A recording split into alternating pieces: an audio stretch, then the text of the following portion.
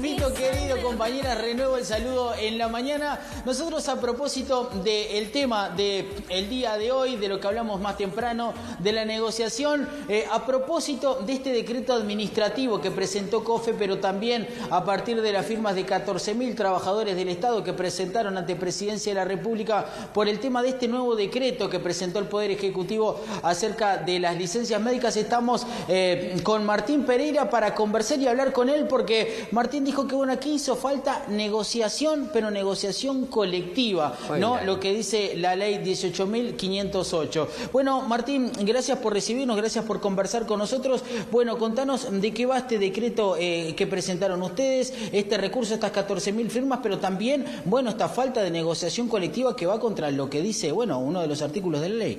Sí, exactamente. El gobierno nuevamente incumplió la ley de negociación colectiva, por eso las acciones que ha tomado COFE.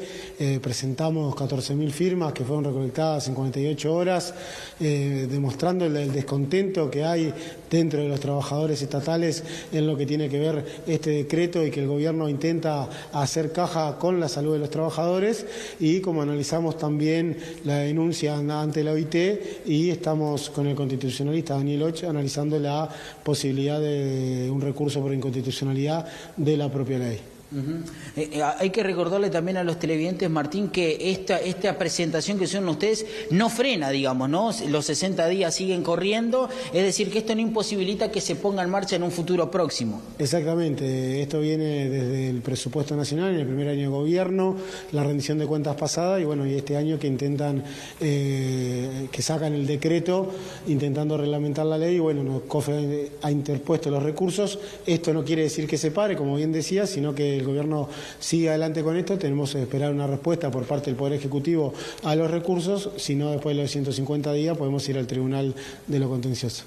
A título personal, ¿por qué pensás que esto se hace ahora y no se hizo antes? Como que da la sensación que hay una cierta premura, un cierto apuro, una cierta inmediatez en promulgar esto por parte del Poder Ejecutivo. Bueno, en la rendición de cuentas no hay fondos, y buscan intentar hacer caja, como decía, con las enfermedades de los trabajadores. Esto no es algo que solamente lo plantee COFE, que lo veníamos denunciando de esta manera, sino que el propio Poder Ejecutivo ha planteado de que, bueno, de lo que recaude con las enfermedades se va a volcar algunas a la transformación educativa, por ejemplo, que plantea, y que Robert Silva era unos abanderados de que se aplicara la reglamentación sobre licencias médicas para tener esos fondos. Entonces, antes era una denuncia de COFE, ahora son palabras del propio Poder Ejecutivo. Pereira, para usted, ¿cuáles son los principales perjuicios que tiene este nuevo decreto del Poder Ejecutivo y en dónde se van a ver dañados los derechos de los trabajadores y trabajadoras del Estado?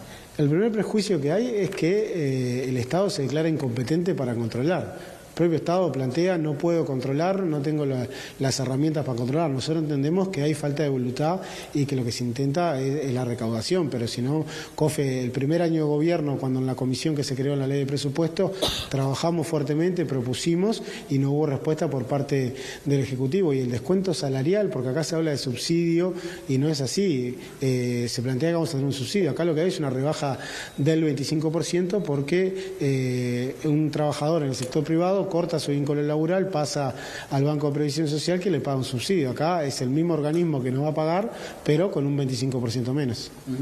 ¿Es un antecedente dañino esto de equiparar los derechos, digamos, es decir, en este tema de las licencias, de lo que es el ámbito público, de lo que es el ámbito privado? ¿Puede generar una erosión en los derechos de los trabajadores y trabajadoras del ámbito público de aquí al futuro?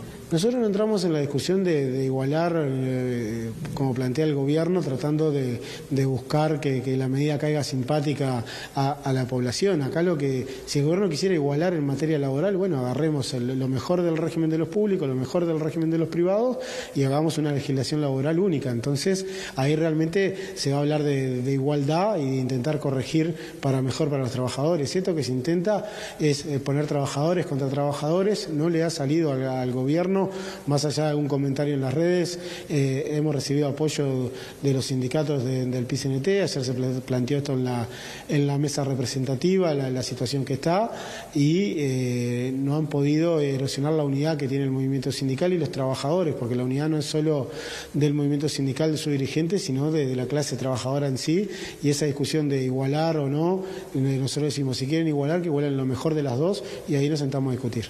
Le hago la última antes de recibir las consultas desde estudios. En las últimas horas empezó a circular el rumor que en los próximos días de agosto el PIT-CNT tiene planificado un paro general. ¿Esto es cierto? ¿Corresponde con la realidad? Sí, corresponde con la realidad. En el día de ayer la mesa representativa definió un paro para el día 17 de 9 a 13 en Montevideo y área metropolitana, con concentración en la Universidad de la República y movilizando hacia el Ministerio de Economía. Pereira, le paso el auricular allí para que se coloque.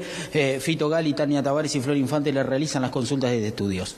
Martín, saludarte y más que nada una puntualización, porque se habla de equiparar la realidad de lo público con lo privado y la realidad es que ya está bastante equiparado. Según las estadísticas, en el único lugar en donde no están equiparados es en la policía y en los sindicatos de la salud. Entonces no se entiende mucho qué es lo que se quiere con esta voluntad de equiparar algo que en los otros sectores ya está equiparado y no lo están esos en los que es bastante realista pensar de que haya un nivel de ausentismo grande, ¿no? Por el propio trabajador.